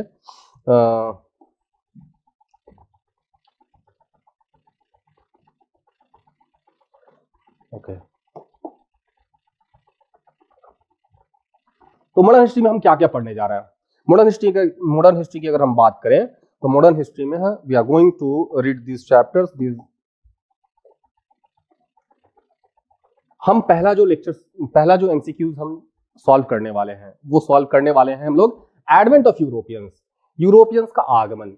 हिंदी वाले समझेंगे, यूरोपियन का आगमन, इसकी एमसीक्यूज, जितनी भी एमसीक्यूज बनती हैं वास्को डी गामा के आने से लेकर के, और वास्को डी गामा मतलब पोर्चुगीज के आने से लेकर के पोर्चुगीज के जाने तक जो भी हमारी जो भी हमारी एमसीक्यूज बनेंगी, पोर्चुगीज के बाद हमारे डच के बाद हमारे ब्रिटिशर्स के बाद हमारे फ्रेंच, डेनिश के बाद फ्रेंच, ये जो जितने भी यूरोपियंस इंडिया में आकर के ट्रेड करने आते हैं, उनसे रिलेटेड जो भी एमसीक्यूज बनेंगे वो सारे हम कहाँ पे पढ़ने वाले हैं, एडवेंट ऑफ यूरोपियंस में पढ़ने वाले हैं। सारे के सारे एमसीक्यूज यहाँ पे सॉल्व करेंगे। चैप्टर इसीलिए चैप्टर वाइज सॉल्व करेंगे, आपको पता होगा कि किस चैप्टर से कौन कौन सा हमने सॉल्व किया, कौन कौन सा एमसीक्यूज पढ़ा और कहाँ कितना क्वेश्चन किस चैप्टर से आया है। इससे ये भी आइडिया लगता है कि कौन से चैप्टर पे ज्यादा फोकस करने की जरूरत है। दूसरा चैप्टर हम पढ़ेंगे East India Company and Bengal. Bengal में कैसे कंसोलिडेट किया अपनी पावर को ब्रिटिशर्स ने, कैसे बैटल ऑफ प्लासी हुआ, कैसे बैटल ऑफ बक्सर हुआ, कैसे रेवेन्यू पॉलिसी वहां पे अपनी इंप्लीमेंट की गई ब्रिटिशर्स द्वारा, कैसे जुडिशियल सिस्टम लाई गई, एडमिनिस्ट्रेटिव सिस्टम कैसे डेवलप की गई, ये सारी चीजें हम कहाँ पे देखेंगे, हम ईआईसी और बंगाल जो सेकंड चैप्टर हम पढ़ेंगे उसमें। उसके बाद हम देखेंगे provincial states and expansion of Britishers. Bengal के बाद उन्होंने कौन कौन सी स्टेट्स में एक्सपेंशन किया अपना, जैसे मैसूर में देखेंगे आप, मैसूर वॉर के बारे में पढ़ेंगे और फिर कैसे मैसूर को अपने कंट्रोल में लिया उन्होंने। फिर मराठास के साथ एक बहुत लंबा स्ट्रगल रहा ब्रिटिशर्स का और मराठा को एट लास्ट उन्होंने डिफीट किया और फिर कैसे उस खास टेरिटरी पे अपना एक कंट्रोल एस्टैब्लिश किया। तो इस तरह करके हैदराबाद को कैसे जो उन्होंने सब्सिडी अलायंस के थ्रू उस पर कंट्रोल किया। तो इस तरह से करके हम लोग पूरे बंगाल के बाद पूरी इंडिया पे कैसे उन्होंने अपने आप को कंसोलिडेट किया, कैसे अपना कंट्रोल बढ़ा किया, ये सबका एमसीक्यूज हम कहां पे सॉल्व करने वाले हैं। Third chapter provincial states and expansion of British, मतलब जो पंजाब के राज्य हैं, जो मैसूर के राज्य थे, स्टेट्स ऑफ मैसूर, जो मराठा के राज्य थे, जो हैदराबाद थे, इसके अलावा भी जो छोटे छोटे जो स्टेट्स होंगे उनके एमसीक्यूज हम कहां सॉल्व करेंगे इस थर्ड चैप्टर में। फिर हम पढ़ने वाले हैं डिफरेंट रिवोल्ट। भाई साहब बीपीएससी को रिवोल्ट से बहुत प्यार है, वो चाहे ट्राइबल रिवोल्ट हो, आदिवासी विद्रोह हो। भाई हमारे मेंस के सिलेबस में है मुंडा रिवोल्ट, संथाल रिवोल्ट, ट्राइबल ताना भगत रिवोल्ट, भील रिवोल्ट, भील विद्रोह, ये सारे रिवोल्ट कहां पढ़ने हैं, डिफरेंट रिवोल्ट चैप्टर में पढ़ेंगे हम। सारे एमसीक्यूज यहां सॉल्व करने वाले हैं हम लोग। आदिवासी ट्राइबल्स रिवोल्ट के बारे में, सिविल नागरिक जो विद्रोह हुए हैं बहुत सारे, जब किसी खास लोकेलिटी में किसी खास पॉलिसीज से नाराज होकर के उस खास लोकल टेरिटरी के अंदर जो भी रिवोल्ट हुए, जैसे हमारे सन्यासी रिवोल्ट हुए, पोलीगर रिवोल्ट हुए, तो इस तरह के रिवोल्ट कहाँ हम पढ़ेंगे, सिविल रिवोल्ट्स में पढ़ेंगे। फिर पीजेंट्स रिवोल्ट, किसानों के विद्रोह हमारे यहाँ तो बहुत फेमस रहे हैं भाई साहब। आज के वक्त में एग्रीकल्चर पे कोई टैक्स नहीं लगता, उस वक्त चाहे वो मिडाइवल पीरियड में हम देखें, मध्यकालीन समय में देखें या आगे चल के ब्रिटिश पीरियड में देखें, रेवेन्यू कलेक्शन का एक बहुत बड़ा सोर्स होता था एग्रीकल्चर, एक लैंड। तो ब्रिटिश पॉलिसीज खासतौर पे फोकस्ड रहती थी मैक्सिमम। हमको पता है ब्रिटिशर्स इंडिया में आए किस लिए, मैक्सिमम प्रॉफिट गेन करने, ट्रेडर्स के रूप में आया, ट्रेडर्स के फॉर्म में आया। उनका एक ही लक्ष्य है, उनका एक ही एम है कि ज्यादा से ज्यादा कैसे प्रॉफिट मैक्सिमाइज किया जाए। तो प्रॉफिट मैक्सिमाइजेशन शुरुआत में तो वो ट्रेड के थ्रू करेंगे, लेकिन बाद में जब इंडिया के अलग अलग टेरिटरी पे वो कंट्रोल करना शुरू करेंगे तो उनके लिए एक रेवेन्यू जनरेशन का एक बहुत बड़ा जरिया बनेगा लैंड। तो वहां से मैक्सिमम प्रॉफिट कैसे गेन करेंगे वो उनकी पॉलिसीज में दिखेंगी। अब तो पॉलिसीज से नाराज होकर के अलग अलग रीजन में किसानों ने विद्रोह किया, पीजेंट्स रिवोल्ट हुए। इन पीजेंट्स रिवोल्ट्स के बारे में हम पढ़ेंगे, इंडिगो रिवोल्ट है ना, बहुत फेमस रिवोल्ट था बंगाल का। उसके बाद हमारे गांधी जी का चंपारण सत्याग्रह क्या था, पीजेंट रिवोल्ट था। खेड़ा सत्याग्रह क्या था, फ्रीडम स्ट्रगल के हिस्से में हम पढ़ेंगे, लेकिन वो क्या है, वो किसानों से रिलेटेड रिवोल्ट रहा है। तो पीजेंट रिवोल्ट, हम बहुत सारे रिवोल्ट के बारे में पढ़ेंगे हम लोग। फिर रिवोल्ट ऑफ 1857 जिसको फर्स्ट वॉर ऑफ इंडिपेंडेंस भी कहा जाता है, हमारे वीर सावरकर ने कहा, इसको क्या कहा है, this was the first war of independence. इससे क्वेश्चन आना ही आना है। और खासतौर पे बिहार में जो रिवोल्ट हुए 1857 के, वहां के जो हीरो थे 1857 के, जो बिहार के जो हीरो रहे हैं, उनसे रिलेटेड क्वेश्चन पूछता है। कुंवर सिंह के बारे में पूछता है, पीर अली के बारे में पूछता है। तो हम पूरे मास लेवल पे पूरी इंडिया में जो रिवोल्ट हुआ 1857 का और जो स्टेट लेवल पे हुआ, उन दोनों को हम कंबाइंड वे में देखेंगे इस चैप्टर में। फिर हम देखेंगे सोशल एंड रिलीजियस मूवमेंट, बहुत सारे सोशल एंड रिलीजियस मूवमेंट हुए। जब आप आएंगे 19वीं सेंचुरी का पूरा जो दौर रहा है, राजा राम मोहन राय से लेकर के और विवेकानंदा तक, ये एक दौर रहा एक बहुत बड़े रिफॉर्म का, जिसने भारत में, इंडिया में एक नेशनलिज्म की जो इमोशन है, नेशनलिज्म की भावना को बढ़ाने का काम किया। तो हम ये सोशल और रिलीजियस मूवमेंट हमारे फ्रीडम स्ट्रगल में बहुत बड़ा रोल प्ले किया। तो इससे रिलेटेड जितने भी एमसीक्यूज होंगे वो कहां हम सॉल्व करेंगे, इस चैप्टर में सॉल्व करेंगे। सोशल एंड रिलीजियस मूवमेंट, राजा राम मोहन राय के रिफॉर्म्स, ब्रह्म समाज, प्रार्थना समाज, आर्य समाज, फिर रामकृष्ण मिशन के बारे में, है ना, बहुत सारे समाज है, सोसाइटीज हैं, जिनके बारे में हम यहाँ पे पढ़ेंगे। उन्होंने कौन कौन से रिफॉर्म किए, कौन कौन से लीडर्स थे, कौन कौन से रिफॉर्मर्स थे, वो सब हम एमसीक्यूज के थ्रू इसको सॉल्व करने की कोशिश करेंगे। फिर हम देखेंगे, अगला चैप्टर है पॉलिटिकल ऑर्गेनाइजेशंस बिफोर कांग्रेस। ऐसा नहीं था कि कांग्रेस सीधे एस्टैब्लिश हो गया, सीधे उसकी स्थापना कर दी गई। कांग्रेस के पहले भी बहुत सारे ऑर्गेनाइजेशंस थे जो लोकल लेवल पे वर्क कर रहे थे। उनका इन्फ्लुएंस बहुत ज्यादा नहीं था, उनके अपने सेल्फ इंटरेस्ट हुआ करते थे। तो लोकल लेवल पे ये जो ऑर्गेनाइजेशंस थे वो कौन कौन से ऑर्गेनाइजेशंस थे? बाद में चल के कांग्रेस एस्टैब्लिश होगा, लेकिन उसके पहले बहुत सारे ऑर्गेनाइजेशंस रह चुके हैं। ठीक है, तो उन सारे एसोसिएशंस के बारे में, उन सारे ऑर्गेनाइजेशंस के बारे में कहां पढ़ेंगे, उन सारे संस्थानों के बारे में, राजनीतिक संगठनों के बारे में कहां पढ़ेंगे हम?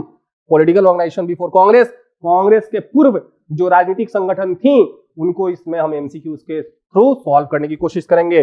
फिर हम आएंगे यहां पे एस्टैब्लिशमेंट ऑफ कांग्रेस, कांग्रेस की कैसे स्थापना की गई है, उसके पीछे की स्टोरीज को एमसीक्यूज के हेल्प से सॉल्व करेंगे। कौन कौन से फाउंडर्स रहे हैं कांग्रेस के जो डिफरेंट जो मीटिंग्स हुई हैं, समिट्स हुई हैं, कॉन्फ्रेंसेस हुई हैं, उनके बारे में हम पढ़ेंगे।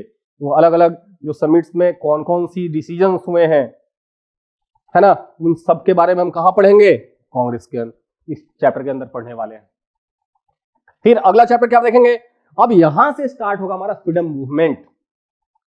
1885 से लेकर के 1947 का एक दौर रहा हमारा फ्रीडम मूवमेंट का। यहां से तो हम पेज 1 में 1885 से 1905 के बीच में जो भी मूवमेंट्स हुए, जो भी हमारी तरफ से जो एक तरह से कह लें कई सारे स्टेप्स उठाए गए, उन सब के बारे में हम कहां पढ़ेंगे? जैसे मॉडरेट्स के बारे में, यहां पे हम मॉडरेट्स के बारे में पढ़ेंगे कि मॉडरेट्स, कांग्रेस के ऊपर एक बहुत बड़ा इंफ्लुएंस था मॉडरेट्स का। मॉडरेट्स कौन थे? नरमपंथी, जिनकी पॉलिसीज में दिखती थी बहुत ज्यादा पोलाइट बिहेवियर था उनका, पिटीशन एप्लीकेशन पे बहुत ज्यादा वो बिलीव करते थे। जी हुजूरी वाली बात आप समझ रहे, जी हुजूरी करके काम निकलवाने वाली बात। तो यहां पे हम मॉडरेट्स के बारे में पढ़ेंगे, और मॉडरेट्स की जो पॉलिसीज जब फेल करेंगी, उनके जो तौर तरीके फेल करेंगे, तब फिर यहाँ पे एक्सट्रीमिस्ट का रोल आएगा। एक्सट्रीमिस्ट, कांग्रेस के अंदर एक और धड़ा बनेगा, वो है एक्सट्रीमिस्ट के बारे में। तो यहाँ पे हम लोग एक्सट्रीमिस्ट के बारे में भी हम पढ़ने की कोशिश करेंगे। किसके हेल्प से? एमसीक्यूज के हेल्प से। फिर हमारा फेज 2 आएगा 1906 से 1916 तक, जिसमें स्वदेशी मूवमेंट, हमारा फर्स्ट मास मूवमेंट स्टार्ट होगा, स्वदेशी मूवमेंट। और स्वदेशी मूवमेंट से लेकर के होम रूल मूवमेंट, जो तिलक और एनी बेसेंट द्वारा शुरू किया गया था, वहां तक हम एक दौर पढ़ेंगे अलग अलग मूवमेंट्स का। फिर यही वो दौर होगा जिसमें रेवोल्यूशनरी मूवमेंट से स्टार्ट होंगी, हीरोइक एक्टिविटीज स्टार्ट होंगी, खुदीराम बोस से लेकर के, और डिफरेंट जो रेवोल्यूशनरीज हैं इसमें देखने को मिलेंगे, जो इंडिविजुअल लेवल पे एक्ट करके एक तरह से इंडिया को फ्री कराने की कोशिश करेंगे। तो रेवोल्यूशनरी एक्टिविटीज भी इसी चैप्टर में हम पढ़ेंगे। फेज 2 में 1906 से 1916 के बीच में जो भी रेवोल्यूशनरी एक्टिविटीज हुई हैं, जैसे चाहे वो गदर पार्टी की स्थापना की गई हो, चाहे वो खुदीराम बोस का एक्ट हो, चाहे वो योगेश्वर दत्त की जो एक्टिविटीज हैं, है ना, तो इन सब के बारे में अनुशीलन समिति का एस्टैब्लिशमेंट होगा। तो इनको कहां पढ़ेंगे हम लोग? फ्रीडम मूवमेंट फेज 2 में पढ़ेंगे, जो 1906 से 1916 के बीच में हुई है। उसके बाद हम पढ़ेंगे अगला फेज, जिसको गांधीयन एरा कहा जाता है। गांधी की वापसी हुई अफ्रीका से, साउथ अफ्रीका से, और उसके बाद उन्होंने इंडिया में, अफ्रीका वाला भी हम कहानी समझेंगे एमसीक्यूज के हेल्प से। और फिर इंडिया में आने के बाद उन्होंने क्या किया, वो आप पूरी दुनिया इससे वाकिफ है। फ्रीडम मूवमेंट हम देखेंगे, जिसको हम गांधीयन एरा कहते हैं। 1917 से 1947 के बीच की जो भी हमारे मूवमेंट्स हैं, चाहे वो हमारे चंपारण सत्याग्रह से शुरू होता है और क्विट इंडिया मूवमेंट तक ये एक दौर चलेगा डिफरेंट मूवमेंट्स का, उन सब के बारे में हम पढ़ेंगे। कांग्रेस की पॉलिसीज कैसे बदली समय के साथ, और इसी में फिर और रेवोल्यूशनरी एक्टिविटीज के बारे में भी पढ़ेंगे, जिसमें हम चंद्रशेखर आजाद से लेकर के हमारे भगत सिंह तक की जो सारी एक्टिविटीज है वहां पे हम कोशिश करेंगे एमसीक्यूज की हेल्प से सॉल्व करने की। और फिर 1773 से लेकर के बंगाल के फर्स्ट गवर्नर जनरल बनने के साथ 1947 में हमारा देश इंडिपेंडेंट हुआ और लास्ट हमारे जो गवर्नर जनरल बनेंगे लॉर्ड माउंटबेटन, उसके बाद सी राजगोपालाचारी, वहां तक जो गवर्नर और गवर्नर जनरल्स और वायसराय का एक दौर रहा, जो अलग अलग समय में अलग अलग गवर्नर जनरल्स आते गए, वायसराय आते गए और इन्होंने कौन कौन सी पॉलिसीज इंप्लीमेंट की, उन पॉलिसीज का क्या इंपैक्ट हुआ, उन सबको एमसीक्यूज के हेल्प से हम कहां सॉल्व करने वाले हैं, इस 12th चैप्टर में governor, governor general and viceroy के बारे में। और फिर हमारा लास्ट चैप्टर जो होगा वो है हिस्टोरिकल डेवलपमेंट ऑफ कॉन्स्टिट्यूशन। इन दौर में 1773 से रेगुलेटिंग एक्ट से लेकर के इंडियन इंडिपेंडेंस एक्ट 1947 तक जो अलग अलग एक्ट्स बनी और जिसके जो एक हमारा फाउंडेशन बना कॉन्स्टिट्यूशन का आगे चल के, उन कैसे हिस्टोरिकली वो डेवलप हुआ 1773 से लेकर के और 1947 तक का जो एक फॉर्म, एक जो स्वरूप निकल के आता है, उन सब के बारे में हम कहां पढ़ने वाले हैं। हिस्टोरिकल डेवलपमेंट ऑफ कॉन्स्टिट्यूशन, संविधान का एक ऐतिहासिक जो है विकास कैसे हुआ, हिस्टोरिकल डेवलपमेंट कैसे हुआ, उन सब को हम कहां सॉल्व करेंगे। अलग अलग एक्ट, रेगुलेटिंग एक्ट 1773 हो या जो है पिट्स इंडिया एक्ट 1784 हो, बाद में चल के और भी कई सारे चार्टर एक्ट्स आएंगी, तो उन सबको एमसीक्यूज के थ्रू हेल्प सॉल्व करने वाले हम लोग 13 चैप्टर में हिस्टोरिकल डेवलपमेंट ऑफ कॉन्स्टिट्यूशन।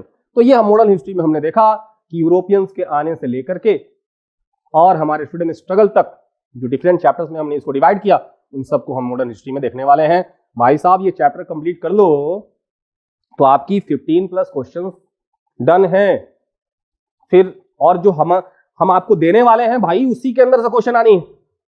ये आज मैं दावा कर रहा हूं, आप एग्जाम देकर के निकलना और फिर बोलना कि क्वेश्चन आया या नहीं आया हमारे पढ़ाए हुए में से। इसीलिए मैं बार बार बोल रहा हूं कि रेगुलर लेक्चर हमारा देखो, लेवल ऑफ बीपीएससी की रेगुलर लेक्चर आप देखें, शेयर करिए। आप व्हाट्सएप, सोशल मीडिया का जमाना है, फेसबुक पे शेयर करिए, व्हाट्सएप पे शेयर कीजिए, इंस्टाग्राम पे शेयर कीजिए और साथ ही साथ ज्यादा से ज्यादा सब्सक्राइब कीजिए। सब्सक्राइब बहुत जरूरी है, जितना ज्यादा आप तक हम पहुंचेंगे उतना ज्यादा हम आपकी हेल्प कर सकेंगे। तो लाइक करें, सब्सक्राइब करें और शेयर करिए दिल खोल के, कंजूसी नहीं करना इसमें। तो हम जरा आगे देखें, आगे क्या भाई, आगे है अब मिडाइवल में क्या देखें। मिडाइवल से क्वेश्चन पिछली बार बलबन से क्वेश्चन पूछा था, तुरील खान वाला याद है? तुरील खान वाला सॉरी, तुरील खान का रिवोल्ट के बारे में पूछा था कि किसके समय में हुआ था। तो आइए जरा सा मिडाइवल हिस्ट्री में क्या है। मिडाइवल हिस्ट्री में हमें पढ़ना है, बहुत ज्यादा इसमें दिमाग नहीं खपाना। क्या है भाई? पहला तो है कि भाई मुस्लिम इन्वेजन्स ऑन इंडिया, मुस्लिम आक्रमण भारत पे हुए, इस्लाम का उदय हुआ, इवोल्यूशन ऑफ इस्लाम, और उसके बाद कैसे मुस्लिमों ने अपने आप को एक तरीके से इवॉल्व किया और उस दौरान इंडिया पे इनके अटैक्स, अरब, सबसे पहले अरबों ने अटैक किया और उसके बाद तुर्कों ने अटैक किया। तो तुर्किश अटैक को हम बहुत डिटेल में पढ़ने वाले हैं और कैसे पढ़ेंगे? एमसीक्यूज के थ्रू ही पढ़ेंगे हम। लेक्चर सीरीज जो हमारा आएगा, लेकिन ये क्रैश कोर्स एंड होने के बाद आफ्टर सितंबर हम कोशिश करेंगे एक full fledge foundation course launch करने की। लेकिन हम पहले आपकी रिजल्ट तो इस बार ला दें, फिर हम देखेंगे कि जब मुस्लिम्स इन्वेजन हो रहा था इंडिया पे, तो उस दौरान इंडिया का पॉलिटिकल सिचुएशन क्या था, कैसे जो है राष्ट्रकूट, कैसे गुर्जर प्रतिहार, कैसे पाल एम्पायर, पाला डायनेस्टी, ये तीनों आपस में उलझे हुए थे कन्नौज के सत्ता के लिए। हर्षवर्धन की मृत्यु के बाद, उनकी डेथ के बाद एक तरीके से पॉलिटिकल वैक्यूम हो गई थी पूरी इंडिया में, खासतौर पे नॉर्दर्न इंडिया में। तो वहां पे एक अलग स्ट्रगल चल रहा था और उस स्ट्रगल का फायदा किसने उठाया? मुस्लिमों ने। तो फिर वहां पे हम देखेंगे कि पॉलिटिकल सिचुएशंस क्या थी, ठीक है। फिर थर्ड चैप्टर में हम देखेंगे कि कैसे उसके बाद मोहम्मद गोरी आया, और मोहम्मद गोरी, उसके पहले तक जितने भी मुस्लिम्स आए तो उनका एक ही इंटेंशन था कि लूट करके यहां से वापस अपने यहां चले जाओ। लेकिन मोहम्मद गोरी ने डिसाइड किया कि हम यहां पर एक एस्टैब्लिश करेंगे एम्पायर को। तो फिर वहां से दिल्ली सल्तनत एस्टैब्लिश्ड हुआ। तो यहां पे हम दिल्ली सल्तनत में क्या पढ़ने वाले हैं, दिल्ली सल्तनत के रूलर्स के बारे में पढ़ेंगे, कौन कौन से रूलर्स आते हैं, फिर उनकी एडमिनिस्ट्रेटिव पॉलिसी कैसी रही है, कौन कौन सी पॉलिसीज उन्होंने इंप्लीमेंट किए हैं, फिर जो है आर्ट एंड आर्किटेक्चर, जैसे कुतुब मीनार के बारे में सबको पता है, कुतुबुद्दीन ऐबक ने शुरुआत किया कुतुब मीनार बनाना, और फिर अलग अलग टाइम में अलग अलग जो है सुल्तानों ने उसमें अपना एक रोल प्ले किया बनवाने में। तो अलग अलग आर्ट एंड आर्किटेक्चर के बारे में हम पढ़ेंगे, फिर लिटरेचर्स, कैसे लिटरेचर डेवलप हुआ इनके समय में। तो हम सिर्फ रूलर्स के बारे में, वो जमाना गया कि पहले पूछा जाता था कि भाई बताओ कि गुलाम वंश की स्थापना, who was the founder of slave dynasty, आसान क्वेश्चन था, वन लाइनर था। लेकिन अभी क्या है, अभी थोड़ा सा कॉन्सेप्चुअली थोड़ा चीजों को समझना पड़ेगा ठीक है, तो हम इसमें पढ़ेंगे रूलर्स के बारे में, एडमिनिस्ट्रेटिव पॉलिसीज के बारे में, आर्ट एंड आर्किटेक्चर के बारे में और रूलर्स के बारे में। क्या कौन कौन सी डायनेस्टी, दिल्ली सल्तनत में कौन कौन सी डायनेस्टी है, ये स्लेव डायनेस्टी, गुलाम वंश, कुतुबुद्दीन ऐबक से शुरू होगा और कहां तक, 1290 तक ये जाएगा, क्यूमस तक, है ना। इसमें बहुत बड़े बड़े कुतुबुद्दीन ऐबक आएंगे, इल्तुतमिश आएंगे, रजिया सुल्तान आएंगी, first women Sultan, first and last in fact. उसके बाद हमारे बलबन आएंगे, बलबन से क्वेश्चन हमेशा पूछता है और इस बार भी पूछा था 68 में। तो उसके बाद खिलजी, सबने देखा है रणवीर सिंह की मूवी, राणा रतन सिंह पे हमला किया उन्होंने, है ना। अलाउद्दीन खिलजी की पॉलिसीज बहुत फेमस है। तो अलाउद्दीन बहुत शॉर्ट पीरियड रहा खिलजी डायनेस्टी का, बहुत शॉर्ट पीरियड, 1290 से लेकर 1316 तक, 1316 तक, सॉरी 1290 से लेकर के 1316 तक बहुत शॉर्ट पीरियड रहा इनका। लेकिन एक अकेला अलाउद्दीन खिलजी ने पूरे खिलजी डायनेस्टी को, पूरी हिस्ट्री में इनको फेमस कर दिया। तो खिलजी डायनेस्टी के बारे में पढ़ेंगे, फिर तुगलक डायनेस्टी के बारे में पढ़ेंगे हम लोग, फिरोज शाह तुगलक, मोहम्मद बिन तुगलक की पॉलिसीज का इंपैक्ट बहुत ज्यादा रहा, बिहार पे भी उसका इंपैक्ट बहुत ज्यादा रहा। तो तुगलक डायनेस्टी हम लोग को इसलिए भी बहुत डिटेल में पढ़ना होगा क्योंकि उसका इंपैक्ट बिहार पे हुआ बहुत ज्यादा। फिर सैयद डायनेस्टी बहुत इंपैक्टफुल डायनेस्टी रहा नहीं, बहुत ज्यादा इसके बारे में हमें जानने की जरूरत नहीं है, लेकिन लोधी डायनेस्टी पढ़ेंगे क्योंकि ये सबसे लास्ट डायनेस्टी है जिसके बाद से हम देखेंगे कि मुगल्स इंडिया में आ जाते हैं। तो लोधी के बाद हम किन के बारे में पढ़ेंगे, मुगल्स के बारे में पढ़ेंगे। अब देखो जी, हम जब मॉडर्न हिस्ट्री पढ़ेंगे तो हम देखेंगे कि भाई 1498 में पोर्चुगीज आ जाते हैं और इस समय तक तो बाबर इंडिया में आया नहीं है, बाबर उलझा हुआ है हम अपने सेंट्रल एशियन मैटर्स में, समरकंद में और फरगना के मैटर्स में उलझा हुआ है। तो हम इसको मिडाइवल में पढ़ रहे हैं, मध्यकालीन भारत में पढ़ रहे हैं। तो कहीं ना कहीं चीजें पैरेलल ही चल रही थी। हमारा जो मॉडर्न हिस्ट्री था फेज चेंज हो रहा था, मिडाइवल से मॉडर्न के फेज में हम बदल रहे थे, ट्रांसफॉर्मेशन हो रहा था हमारा। तो दोनों पैरेलल चलेगा, हमारा मॉडर्न हिस्ट्री का पीरियड भी पैरेलल चलेगा और इधर मुगल्स भी पैरेलल चलेंगे, जिनको हम कहाँ पढ़ेंगे, मध्यकालीन भारत में पढ़ेंगे हम लोग। तो मुगल्स में हम रूलर्स के बारे में पढ़ने जा रहे हैं, इनके एडमिनिस्ट्रेटिव पॉलिसीज के बारे में पढ़ने जा रहे हैं, आर्ट एंड आर्किटेक्चर के बारे में पढ़ेंगे और लिटरेचर और म्यूजिक एंड पेंटिंग। अब पूछ चुका है एक बार चित्रकला से संबंधित क्वेश्चन, ठीक है। तो इसमें क्या पढ़ेंगे लोग, अर्ली मुगल्स, हम इसको दो फेज में बांटने वाले हैं। अर्ली मुगल्स, शुरुआत के मुगल्स जो जिन्होंने मुगल डायनेस्टी को, मुगल वंश को बहुत ज्यादा इंप्रूव किया, बहुत ज्यादा डेवलप किया, एक तरह से पूरे इंडिया पे उनका एक बहुत बड़ा इंपैक्ट दिखेगा। लेकिन जब लेटर मुगल्स के बारे में पढ़ेंगे, ये भाई साहब लेटर मुगल्स, कहावत है कि वंश नलायक निकल जाए तो कितनी भी संपत्ति बना दो ना, वो खत्म कर देगा। तो ठीक वहीं लेटर मुगल्स ने किया, अर्ली मुगल्स ने पूरे इंडिया को जीता और इन्होंने पूरे इंडिया को गंवाया। तो अर्ली मुगल्स में किन के बारे में पढ़ेंगे, अर्ली मुगल्स में हम पढ़ने जा रहे हैं, पहला तो बाबर से शुरुआत करेंगे, बाबर के बाद हुमायूं पढ़ेंगे, बीच में 15 साल का हम गैप लेंगे क्योंकि उसमें जो है वापस से शेर शाह सूरी आता है, अफगान रूल आता है, फिर वापस से फिर हुमायूं आएगा 1556 में, 1555 में सॉरी, और फिर उसके बाद अकबर, अकबर के बाद जहांगीर, जहांगीर के बाद शाहजहां और शाहजहां के बाद last, the most last and not least कौन सा, the most impactful ruler Aurangzeb, ठीक है। और औरंगजेब के बाद से यूरोप मुगल्स का डिक्लाइनेशन शुरू होगा। उसके बाद जो भी रूलर्स आएंगे वो एक तरह से पूरी मुगल डायनेस्टी को तबाह करने के लिए होंगे। तो इसके बाद जो है हम बहादुर शाह, बहादुर शाह फर्स्ट, फिर उसके बाद जहांदार शाह, फिर उसके बाद जो है फर्रुखसियर, और एक दौर चलेगा बहादुर शाह जफर तक, और बहादुर शाह जफर लास्ट रूलर होंगे। तो इस दौरान कैसा, कौन कौन से रूलर्स होंगे, कौन कौन सी एडमिनिस्ट्रेटिव पॉलिसीज होंगी, आर्ट एंड आर्किटेक्चर कैसे डेवलप होगा, इन सबको हम कहाँ देखने जा रहे हैं, इस चैप्टर में देखने जा रहे हैं। और बार बार मैं बता दूं, ये एमसीक्यूज के फॉर्म में भी हम देखेंगे, एमसीक्यूज के फॉर्म में ही हम देखने वाले हैं। फिर विजयनगर एम्पायर के बारे में हम पढ़ेंगे, बहुत इंपॉर्टेंट चैप्टर है, बहुत जरूरी चैप्टर है।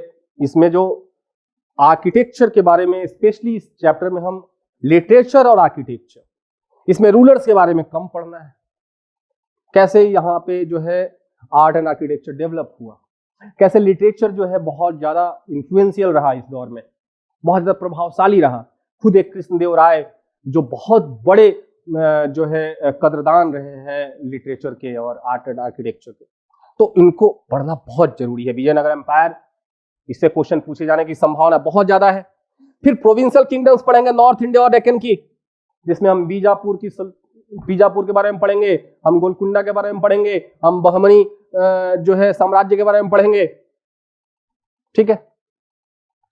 फिर इसी दौर में हमारा भक्ति और सूफी मूवमेंट स्टार्ट होगा, बहुत one of the most important chapter in the medieval history, भक्ति एंड सूफी मूवमेंट, ठीक है। बहुत ज्यादा रिफॉर्म्स, ये रिफॉर्मिस्ट मूवमेंट नहीं थे, लेकिन उसके बावजूद भी ये बहुत इंपैक्टफुल चैप्टर है। एमसीक्यूज के हेल्प से हम इसको सॉल्व करेंगे। फिर सिख, पंजाब पढ़ेंगे हम, पंजाब स्टेट के बारे में पढ़ेंगे मॉडर्न में, लेकिन सिख एज अ रिलीजन कैसे इवॉल्व हुआ, उसको हम कहां पढ़ने वाले हैं, हम पढ़ने वाले हैं मिडाइवल में। फिर हम पढ़ेंगे मराठास, तो मराठास कैसे, मराठा पहले एक स्टेट के फॉर्म में नहीं थे, वो बहुत, ये तो एक ऐसी कह लेना कि एक ऐसी ऐसे लोग थे जो मर्सनरी, कैसा था, मर्सनरी, पैसे के लिए लड़ने वाले लोग थे पहले। मुगल्स भी इनको हायर करते थे, इधर गोलकुंडा वाले भी हायर करते थे, उधर बीजापुर वाले भी हायर करते थे। लेकिन समय के साथ कैसे, शिवाजी के आने के बाद ये एक स्टेट के फॉर्म में इन्होंने अपने आप को स्टैब्लिश किया, और फिर कैसे ये अपने आप को डेवलप भी किया, और कैसे इनका डिक्लाइनेशन भी हुआ। इन सब के बारे में हम कहां पढ़ने वाले हैं, कहां पढ़ने वाले हैं, मराठा चैप्टर में हम कंप्लीट इसको पढ़ेंगे। और Maratha war, Anglo Maratha war को कहां पढ़ेंगे, एंग्लो मराठा वॉर के बारे में हम पढ़ेंगे मॉडर्न हिस्ट्री में, ठीक है। तो मराठा के बारे में पढ़ेंगे मिडाइवल में, और सिर्फ ब्रिटिशर्स के साथ जो स्ट्रगल हुआ है उसको हम कहां पढ़ेंगे, मॉडर्न हिस्ट्री में, एमसीक्यूज के हेल्प से पढ़ेंगे। और एक चैप्टर इसमें छूट गया है, वो है फॉरेन ट्रैवलर्स के मेमोइर्स, जो विदेशी यात्री आते हैं, वो चाहे एंशिएंट की बात करें हम, चाहे वो मिडाइवल की बात करें, चाहे वो मॉडर्न की बात करें, तीनों ही अलग अलग सेक्शंस में हम देखेंगे कि कौन कौन से फॉरेन ट्रैवलर्स आते हैं और कौन कौन सी उन्होंने बुक्स लिखी, उन्होंने इंडिया के बारे में क्या लिखा, है ना। तो इसको डिटेल में हम देखेंगे, अलग चैप्टर ही एक पूरा पढ़ेंगे फॉरेन ट्रैवलर्स के बारे में।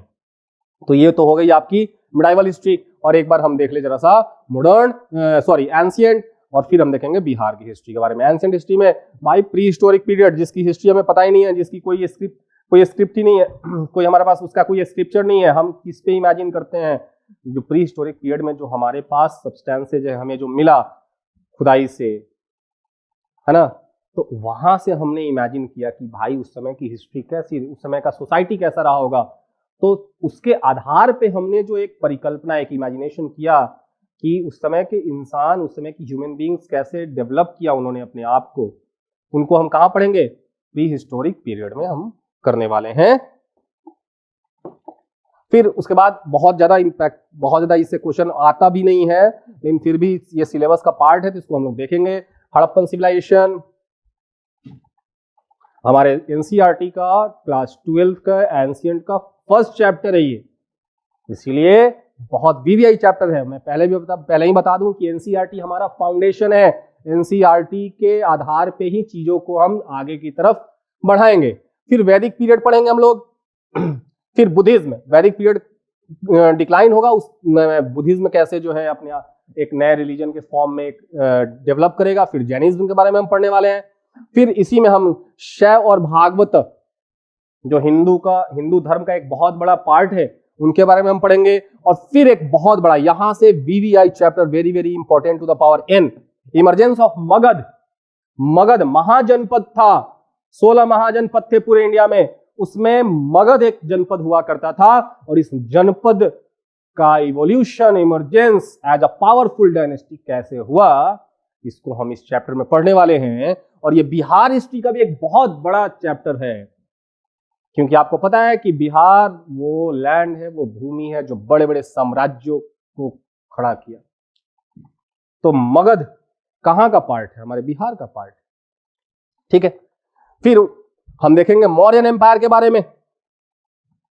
चंद्रगुप्त मौर्य से लेकर के अशोका, जिन्होंने एक पहला लोक कल्याणकारी राज्य की स्थापना की, है ना, वेलफेयर स्टेट को एस्टैब्लिश किया, और फिर कैसे डिक्लाइन हुआ, हम कहां पढ़ेंगे? एनसीईआरटी में पढ़ेंगे।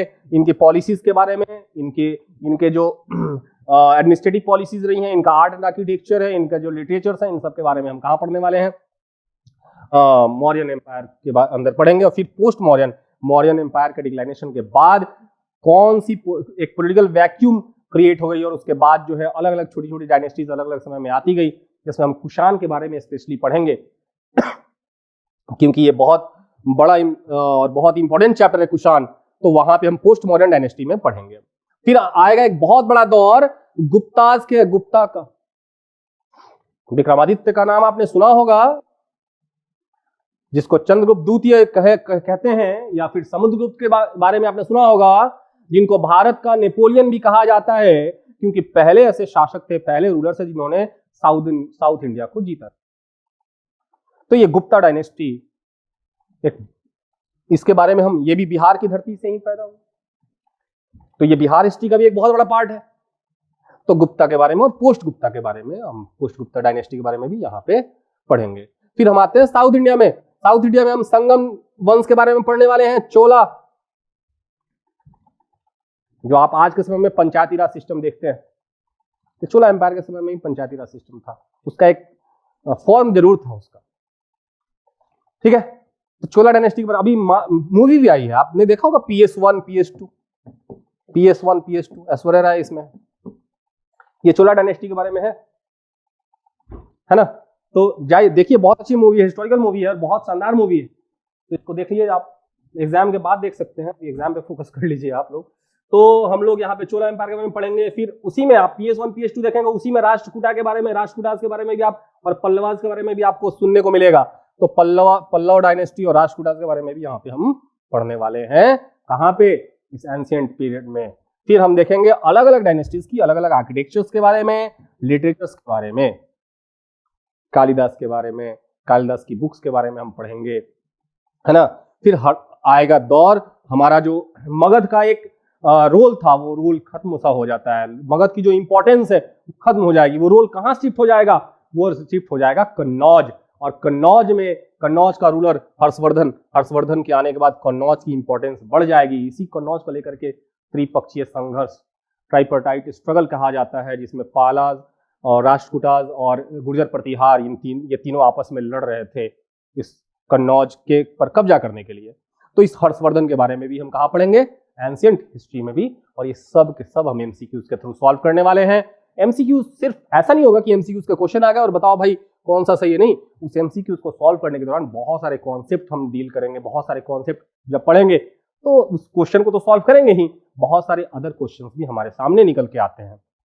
तो ये हमारी एंशिएंट हिस्ट्री की टॉपिक हो गई। फिर हम आते हैं जरा सा, अब ये लास्ट टॉपिक हम देखें, बिहार हिस्ट्री।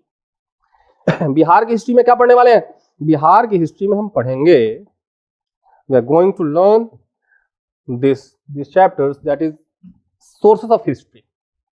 बिहार में प्री हिस्टोरिक पीरियड से लेकर के और मॉडर्न टाइम्स तक क्या क्या सोर्सेज रही हैं हिस्ट्री के, इसके बारे में हम पढ़ने वाले हैं इस फर्स्ट चैप्टर में। फिर प्री हिस्टोरिक पीरियड पढ़ेंगे हम लोग, और हिस्टोरिक पीरियड तो हम जानते हैं, जिसमें वैदिक सिविलाइजेशन, हड़प्पा, इन सब के बारे में हम पढ़ने वाले हैं। फिर यहां से VVI important, very very important chapter से स्टार्ट होती हैं, और ये चैप्टर्स हैं महाजनपद। यहीं से तो क्वेश्चन एग्जाम्स में उठनी शुरू होंगी। महाजनपद, और इस महाजनपद में ही एक मगध है जिसका इमरजेंस होगा, जिसको हम एंशिएंट में भी देख रहे हैं और हम बिहार हिस्ट्री में भी देख रहे हैं। दोनों को कंबाइन करके पढ़ेंगे हम लोग। तो इमरजेंस ऑफ मगध यहां भी पढ़ना और इमरजेंस ऑफ मगध वहां भी पढ़ना है एंशिएंट हिस्ट्री में भी, तो दोनों को हम क्या करेंगे, कंबाइंड कर लेंगे। और मगध जो रूलर्स थे उनका एडमिनिस्ट्रेटिव पॉलिसीज कैसा था उनको भी हम कहां देखने वाले हैं, यहीं देखने वाले हैं, यहां पे हम इमरजेंस ऑफ मगध देखेंगे। फिर जैनिज्म और बुद्धिज्म तो वहां भी हमने देखा एंशिएंट हिस्ट्री में, और जैनिज्म क्योंकि हमारी धरती हमारा बिहार जो है वो बुद्धिज्म और जैनिज्म का उद्गम स्थल है, यही तो बुद्धिज्म में पैदा हुआ, यही तो जैन धर्म पैदा हुआ है ना, यही तो आगे बढ़ा। तो यहां पे हम लोग दोनों को कंबाइन कर लेंगे, Jainism and Bihar and Buddhism and Bihar. फिर हम मौर्यन एम्पायर, एंशिएंट में भाई एंशिएंट तो सारा डिपेंडेंट है बिहार की धरती से, बिहार की धरती पर टिका हुआ है एंशिएंट हिस्ट्री। तो मौर्यन एम्पायर एंशिएंट हिस्ट्री में यहाँ पे, तो मौर्यन एम्पायर को क्या करने वाले हम लोग, कंबाइंड एक तरह से क्लब कर लेंगे। पोस्ट मौर्यन एम्पायर भी यहाँ पे है, मौर्योत्तर काल, गुप्त और पोस्ट गुप्ता, गुप्त काल और गुप्तोत्तर काल, गुप्त के बाद आने वाले जो परवर्ती गुप्ता शासक थे उनके बारे में हम पढ़ेंगे। तो एक तरह से हम इंडियन एंशिएंट हिस्ट्री और बिहार का एंशिएंट हिस्ट्री दोनों को क्लब करके पढ़ेंगे, क्योंकि सिलेबस दोनों का सेम है। थोड़ा सा लोकल लेवल के लोगों को हम लोग ज्यादा देखेंगे, यहाँ पे लोकल चीजों को हम ज्यादा देखेंगे बिहार की हिस्ट्री में। फिर आती है बारी आपकी मिडाइवल हिस्ट्री की। तो यहाँ पे मिडाइवल कहाँ से स्टार्ट होगा, मिडाइवल हिस्ट्री स्टार्ट होगा मध्यकालीन बिहार, मध्यकालीन बिहार हम पढ़ने वाले हैं। मध्यकालीन बिहार जो है स्टार्ट होगा पाल साम्राज्य, गोपाल, कैसे बंगाल में शशांक की मृत्यु के बाद एक तरह से राजनीतिक अस्थिरता, एक पॉलिटिकल इनस्टेबिलिटी आ चुकी थी, और उसके बाद वहां के लोगों ने गोपाल को वहां का शासक बनाया, और वहां से एक बहुत विशाल साम्राज्य की स्थापना हो गई, एक महान, एक one of the greatest empire in Bengal, in Bihar. कौन सा, पाला एम्पायर के बारे में हम पाला एम्पायर के बारे में पढ़ने वाले हैं। और फिर उसके बाद तुर्किश रूल पढ़ेंगे हम लोग। बख्तियार खिलजी के आने के बाद बिहार में तुर्किश रूल स्टार्ट हो चुका था, तो वहां से हम तुर्किश रूल पढ़ेंगे। फिर सल्तनत पीरियड पढ़ेंगे, अलग अलग समय में, सुल्तानों के समय में, गुलाम वंश के समय में, इल्तुतमिश के समय में कैसा रहा बिहार का कंडीशन, कौन था वहां का सूबेदार।